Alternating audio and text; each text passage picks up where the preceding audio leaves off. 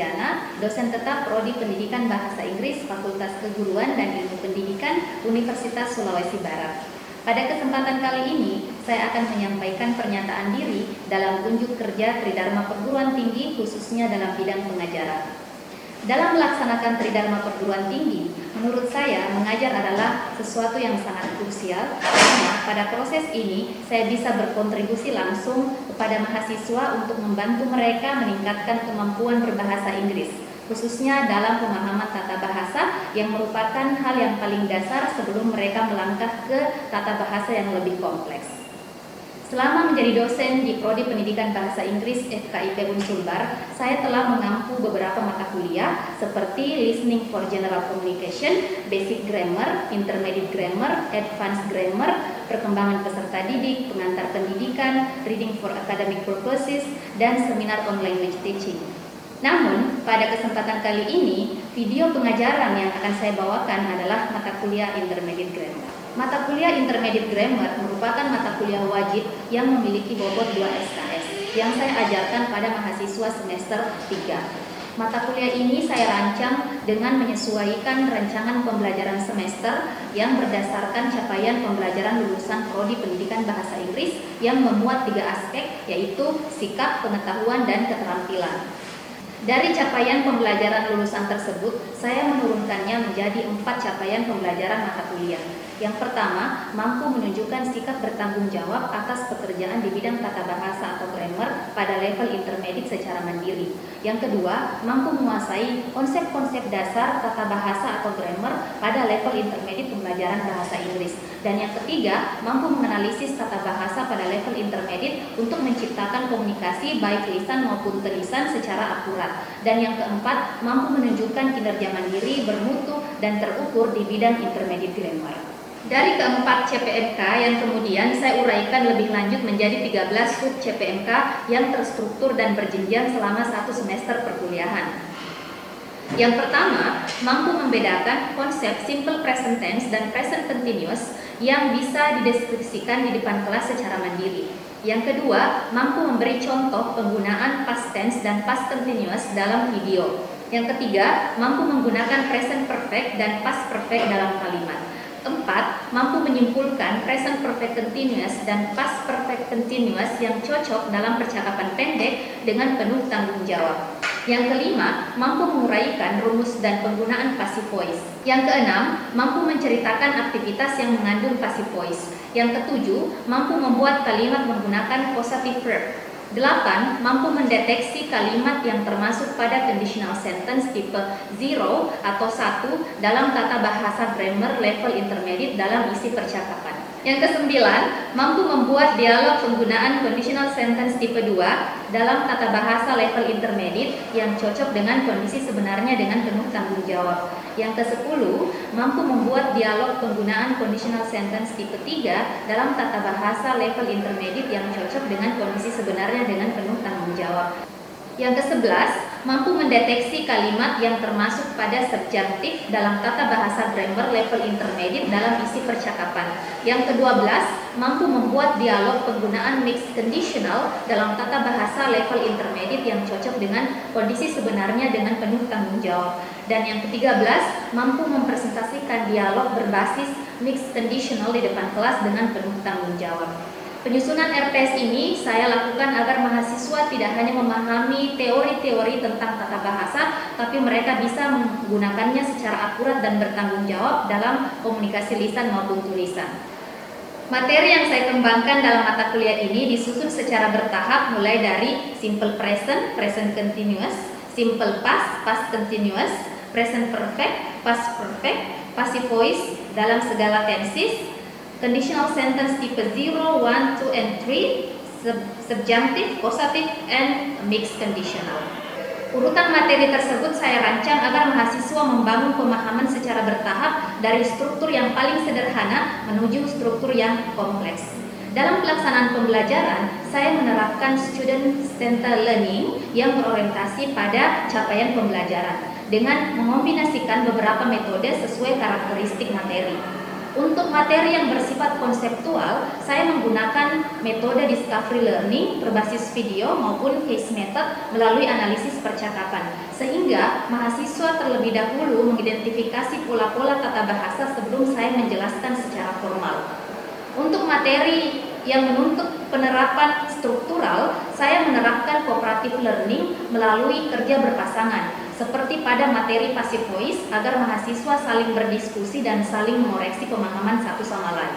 Sementara untuk materi yang menuntut produk komunikatif, saya menggunakan pendekatan project based learning, misalnya penggunaan dialog atau storytelling pada materi conditional sentence dan passive voice dalam narasi.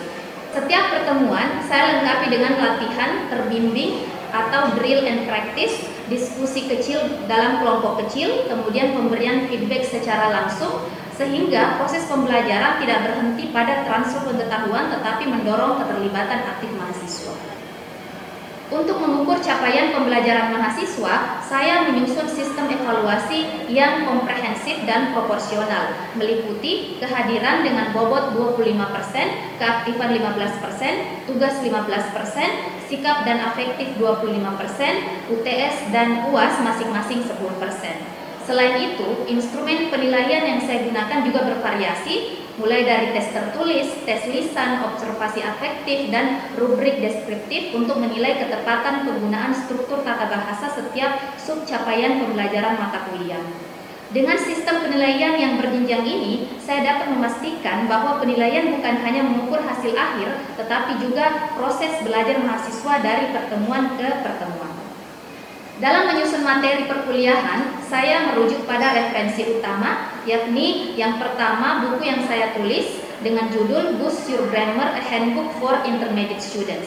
Kemudian referensi utama yang kedua dari Wisdianto DKK dengan judul 12 Types of Tenses. Dan selain itu saya juga menggunakan referensi pendukung seperti dari Walker dengan judul Grammar Practice for Upper Intermediate Student, dari Seaton Anne and Miu dengan judul Basic Grammar for English Language Learners, dan referensi dari Lanster dan Azar yang berjudul Understanding and Using English Grammar. Selain itu, saya senantiasa selalu melakukan pemutakhiran metode pengajaran yang sesuai dengan perkembangan zaman. Saya biasanya menggunakan video dalam kelas atau menggunakan platform pembelajaran seperti Kahoot, Quizzes, Wordwall, dan Bamboozle untuk membuat mahasiswa aktif di dalam kelas. Setiap akhir pertemuan, saya memberikan evaluasi untuk mengukur ketercapaian sub CPMK sebagai dasar perbaikan strategi pembelajaran pada pertemuan maupun semester selanjutnya.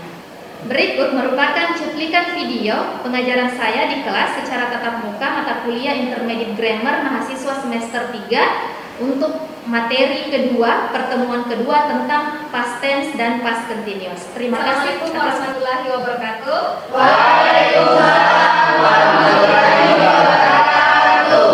Good morning everybody. Good morning. How are you?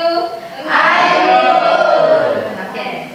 So welcome back to our class for Intermediate Grammar. This is for the second meeting, and last week we have met the first meeting.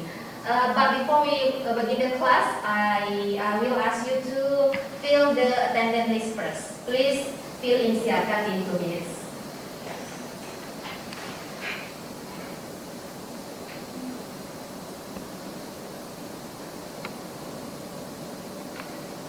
Oke, Insya. Jadi kita ketemu kembali di kelas Intermediate Grammar untuk semester 3. Nah, minggu lalu di pertemuan pertama saya sudah sampaikan tentang kontra kuliah kita mulai dari pertemuan pertama sampai ke 16. Saya sudah sampaikan tentang materi-materi apa yang akan kita pelajari, kemudian tugas-tugasnya seperti apa, kemudian penilaiannya seperti apa. Nah, saya juga sudah sampaikan bahwa Intermediate Grammar ini merupakan salah satu mata kuliah wajib yang kalian harus ikuti, karena mata kuliah ini akan menjadi dasar buat kalian untuk melangkah ke grammar yang lebih kompleks. Misalnya klausa itu kompleks sekali, ya. Nah, oleh karena itu di sini di Intermediate Grammar kita akan belajar tentang tenses. Ada banyak tenses yang akan kita pelajari di sini. Mulai dari tenses yang paling sederhana, yang paling simple, sampai tenses yang mungkin sudah kompleks dan susah untuk diingat. Tapi saya yakin setelah 16 kali pertemuan ini kalian akan mudah mengingat tenses itu. Oke? Oke, nah selain daripada itu, minggu lalu saya sudah memberikan satu materi. Ya, masih diingat materinya? Materi apa itu? Simple present. Oke, simple present dan present continuous. Ada yang masih ingat apa bedanya simple present dan present continuous? Raise your hand. Ya, silakan. Kalau simple present tense itu menyatakan kebiasaan atau fakta yang benar-benar terjadi. Kalau present continuous yang sedang berlangsung atau sementara yang sedang dilakukan. Oke, good. Thank you ya, Pak Rin. 50 soal. Jadi simple present tense itu adalah fakta, ya, fakta. Saya tambahkan lagi rutinitas yang dilakukan secara berulang-ulang setiap hari. Saya bangun dari jam 5, kemudian saya belajar misalnya, saya ke kampus saya ini dan seterusnya. Nah, sedangkan present continuous itu adalah aktivitas yang sedang berlangsung saat ini. Oke. Nah, itu seputar present. Tapi bagaimana dengan sesuatu yang telah berlalu? Masa lalu ya, kan kemarin minggu lalu ya kita bahas tentang masa sekarang. Hari ini kita akan bahas tentang sesuatu yang sudah berlalu. Apakah sama polanya? Tidak. Tidak. Ada apa kira-kira bedanya? Verb-nya ya, verb to. Apalagi? Ada yang berbeda kali ya dari segi apanya gitu? Itu kejadiannya terjadi di masa lalu. Oke. Terjadi di masa lalu ya. Kalau yang kemarin masa sekarang. Oke. Oke. Jadi hari ini kita akan bahas tentang the difference between simple past and past continuous. Jadi kejadian di masa lalu dan kejadian yang sedang berlangsung di masa lalu. Oke, dua hal yang berbeda. Nah, our goal for today to identify, to write and exemplify the use simple past and past continuous tense based on the video. Jadi saya nanti akan berikan video, kita akan menonton dan menganalisis kalimat-kalimat yang masuk dalam simple past dan past continuous. Are you ready? Ready. Ya. Setelah itu kita akan membedakan elemen-elemen dari penggunaannya. Jadi nanti akan dirumus, oh ternyata rumusnya simple past ini, rumusnya past continuous ini. Oke, let's see the video. Ini bisa berdiskusi dengan temannya ya.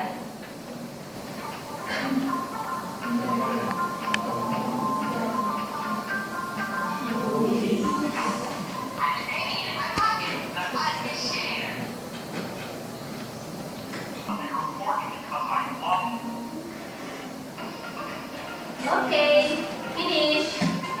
Nah, siapa yang bisa menuliskan kalimat yang didapat tadi dari situ? Entah itu kalimat apapun itu, kalimat apapun. Jadi kita belum menganalisis tesisnya ya. Mau dilihat saja kalimat apa yang muncul di situ. Ayo. Ya,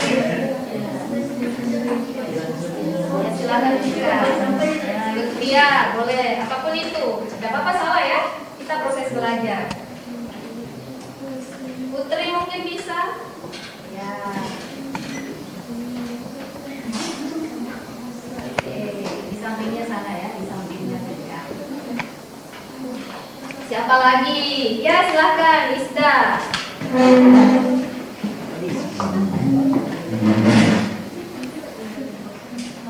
Banyak ya, kali banyak sekali kalimat di sana. Nah, thank you, Putri. Masih ada? Ya, Hermawan. Kenapa Putri? Oh ya. Oke, masih ada? Silahkan, Nurbiana.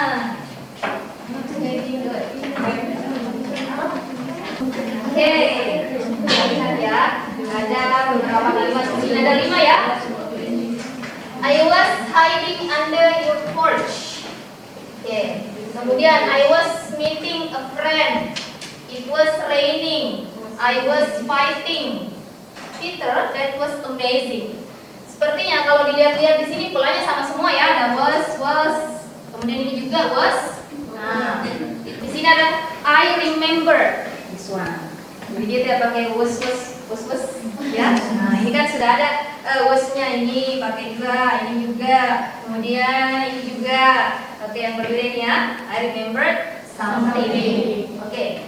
Kalau kalimat ini, kemudian yang ini, dilanjutkan ini. It was raining. I was fighting. Peter, that was amazing. Were you listening to that? Ini adalah kalimat apa kira-kira? Kalau yang satunya ini? Simple past. Oke, let's see the explanation. Kita lihat ya. What is simple past?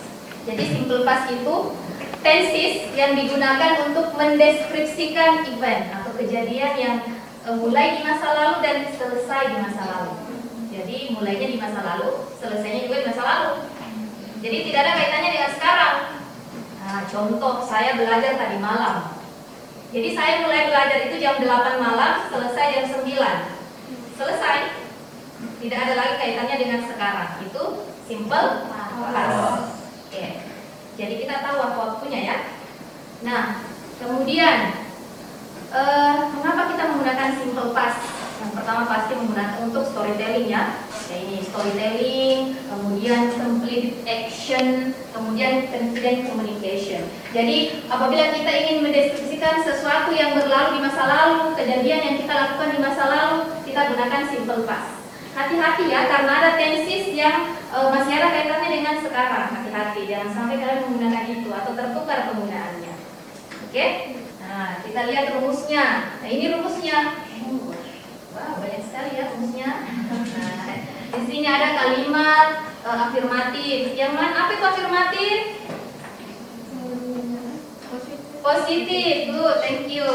Kemudian ini kalimat negatif. Dan ini kalimat interrogatif, pertanyaannya. Ini kalimat positif yang di atas. Subjek, verb 2, objek, verb. Ini mudah sekali kalau simple past karena kita pakai verb 2. Oke? Nah, kemudian untuk negatifnya itu kita pakai did not. Untuk semua subjek tanpa terkecuali. Ayu, Dewi, Nishi, it, pakai did semua. Kemudian ditambah dengan verb 1 di sini. Jadi tadinya di positif itu kita pakai verb 2, di sini kita pakai verb 1. Oke. Kemudian untuk pertanyaannya, did-nya dipindahkan ke depan, nah, kemudian disusul dengan subjek dan verb 1-nya ya. Ini untuk kalimat verbal, right? Verbal ya. Nah, berarti di sini, ini I remember something ini dia kalimat verbal. Ini I remember kata kerja, bentuk kedua something object. Ya. Kemudian untuk nah ini kalimat nominal, tadi kan verbal, ini nominal ini. Nominal itu yang pakai was. Nah, untuk kalimat positifnya ini dia pakai was atau were tergantung subjek. Yang pakai was itu yang mana? She, he, it. Oke, thank you. Yang pakai ini were? They, we. Yang banyak-banyak ya? Dia pakai aware. Kemudian di sini kita tambahkan not saja untuk kalimat negatif, dan untuk interrogatifnya was-nya diletakkan di depan. Nah, ini bedanya. Kira-kira di kalimat ini ada tidak yang nominal di sini? Tidak ada ya? Oke, nanti kita cari kalimat apa kira-kira di sini semua ini. Nah, kemudian lanjut. Nah, ini habit in the past, kebiasaan di masa lalu. Pasti kalian punya kebiasaan di masa lalu kan? Iya. Ada kebiasaan di masa lalu yang sekarang tidak lagi dilakukan. Ada? Dulu itu saya bangun jam 7 pagi. Selalu bangun jam 7 pagi. Sekarang saya bangun jam 3 subuh. Sekarang mau apa? Nonton bola. Oke. Itu, nah itu kebiasaan. Jadi orang itu punya kebiasaannya di masa lalu. Kita pakai used to. Sama saja sih used to. Jadi I used to. The children used to cry. Jadi dulu itu anak-anak suka menangis. Menangis, sekarang tidak lagi. Oke. Nah, untuk negatif formnya tinggal ditambahkan not ini. Nah, kemudian sama polanya ini dengan yang kalimat verbal tadi. Bedanya itu kita pakai used to. Used to ini kebiasaan di masa lalu. Oke, ada yang bisa memberikan contoh kebiasaannya di masa lalu? Misalnya saya terbiasa jalan kemana, naik gunung misalnya. I used to. Mungkin Rizda? Nah, coba Rizda, apa kebiasaannya di masa lalu? I used to wake up early. Oke, berarti sekarang tidak lagi. Sekarang jam berapa bangunnya? Tergantung. Apa karena sudah tidak sama dengan tinggal sama orang tuanya? Sekarang ngobrol. Oh iya, pantas ya terlambat bangun ya. Iya, karena kan kalau tinggal sama orang tua pasti bangun saya bangun gitu kan. Kalau bos pasti terserahlah mau bangun jam berapa. Oke, itu biasanya Rizda ya seperti itu. Rizda used to wake up early. Nah, sekarang berarti tidak lagi. Oke, seperti contohnya ya. Nah, kemudian kita masuk ke past continuous. Ya, ini beda. Tadi past tense. Sesuatu yang dimulai di masa lalu, selesai di masa lalu. Ini past continuous itu adalah kejadian yang sedang berlangsung di masa lalu. Jadi di masa lalu itu ada kejadian yang sedang berlangsung. Misalnya saya masuk di kelas ini. Oh ternyata Syahdan sedang ambil video. Itu berlangsung itu.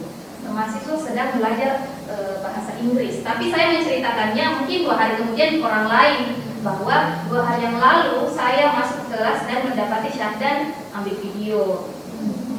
Itu kejadian yang sedang berlangsung tapi di masa lalu. Kita lihat contoh ya. I was studying at 8 p.m. yesterday.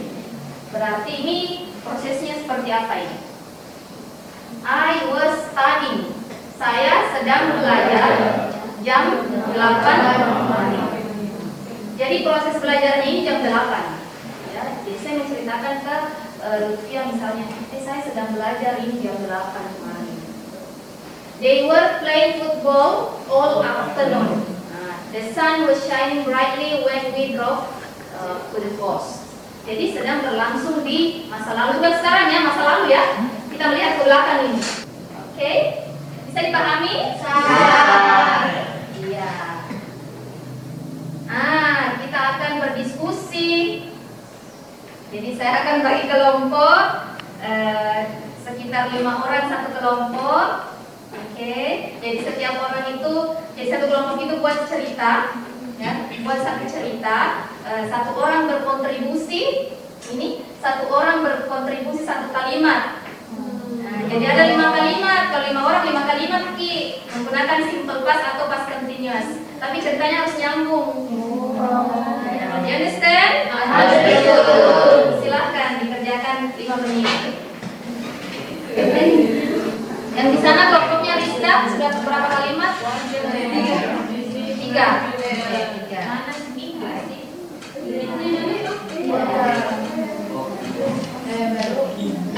Ada yang baru.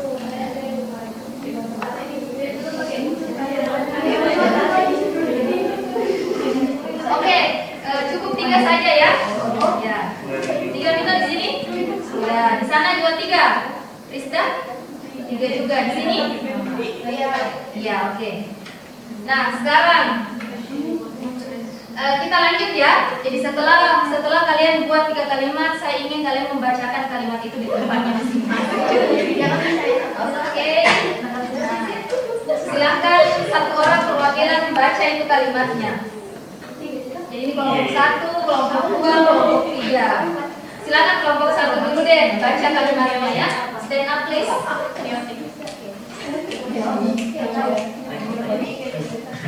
Nah coba ketika kelompok 1 membacakan kalimatnya, kelompok lain silakan diartikan ya, diartikan apa maksudnya itu. Nah silakan Fahri.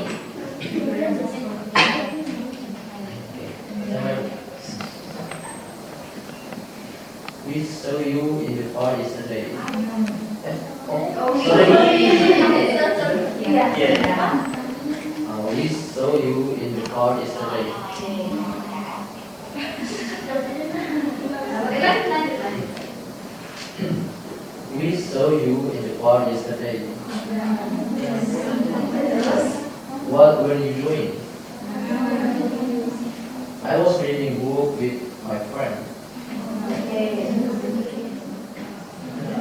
Sudah? Apa artinya itu? Apa tadi yang disampaikan oleh Bahri?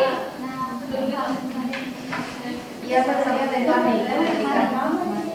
Dia bilang, kita melihat kamu di taman kemarin. Terus apa yang kamu lakukan? Kemudian jawab, saya sedang membaca buku bersama. Oke, apakah desisnya semuanya benar? Benar. Benar. Oke, ngobrol semua. Oke, ya silakan. Kelompok 2 silakan. Nah, siapa di sini yang mau membaca? Iya, ya, bagus suaranya ya. Oke, silakan. Iya, bagaimana kalau They went to the music festival yesterday.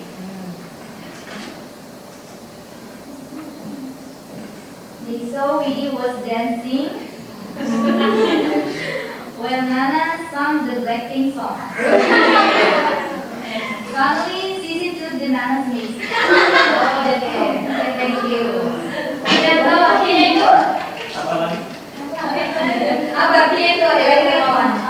Tidak, bisa minta diulangi Bu. Oh, diulangi, katanya diulangi. They went to the music festival yesterday. They saw Willie was dancing while Nana sang the Blackpink song. Suddenly, Sissy took Nana's mic. Baik, oke. Siapa yang tahu artinya kira-kira apa itu isinya? Rizda silakan. Jadi kemarin Widi dan Nana mereka pergi ke festival musik, terus Widi sedang menari, Nana sedang mendengar lagu Blackpink. Tiba-tiba Sissy mengambil mic-nya. Oh iya. Mau juga menyanyi kan? Thank you, That's all for our meeting today. Terima kasih banyak untuk partisipasinya. Ini baru pertemuan kedua. Kita akan bertemu kembali di pertemuan selanjutnya ketiga, keempat sampai 16. Ya, untuk materi hari ini silakan direview kembali di rumah, dibuka-buka catatannya, latihan buat contoh kalimat, kemudian ingat-ingat formulanya. Kalau bisa kalian bisa nonton video seperti tadi, kemudian menganalisis nata bahasanya. Karena bahasa itu adalah skill, kita harus praktis setiap hari. Nah, nanti kita akan ketemu kembali di pertemuan selanjutnya. Materi kita adalah present perfect dan past perfect. Kalian bisa baca-baca sebagai persiapan. Oke? Jadi pesan terakhir saya sebelum saya tutup kelas ini, silahkan belajar setiap hari ya. Sisihkan 1 jam khusus untuk grammar. Belajar, membaca, analisis 1 jam saja. Kalau tidak bisa 1 jam 30 menit. Kalau tidak bisa 30 menit 5 menit mau saja. Buka itu buku buta. Oke? Nah, supaya nanti bisa terbiasa.